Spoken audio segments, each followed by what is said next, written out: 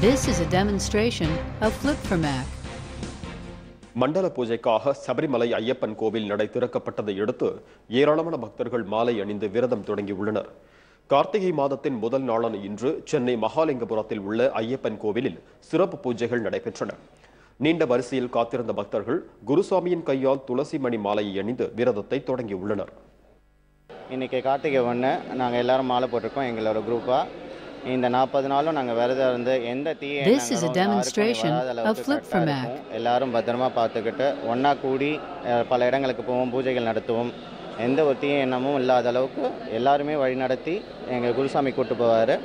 எல்லாரும் நல்ல பெற்று ஆளுங்க. நாங்கள் கரெக்டாக டிசம்பர் மாதம் கடைசியில் போவோம், சுவாமியை தரிசிக்க போவோம்.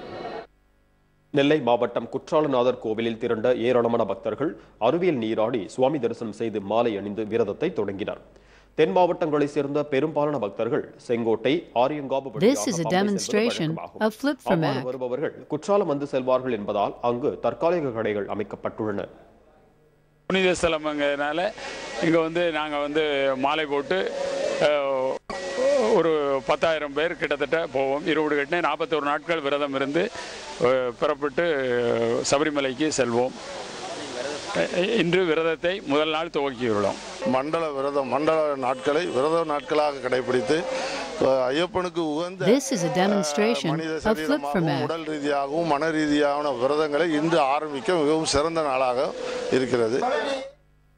இதேபோன்று திண்டுக்கல் மாவட்டம் பழனி முருகன் கோவிலில் குவிந்த ஏராளமான வெளிநாட்டு பக்தர்கள் சரண கோஷங்கள் முழங்க மாலை அணிந்தனர். சபரிமலைக்கு சென்று ஐயப்பனை வழிபட்டால் வாழ்வில் வளம் பெறும் என்பது பக்தர்களின் நம்பிக்கையாக உள்ளது. 8 வருஷமா மாலை போடுறோம் சாமி.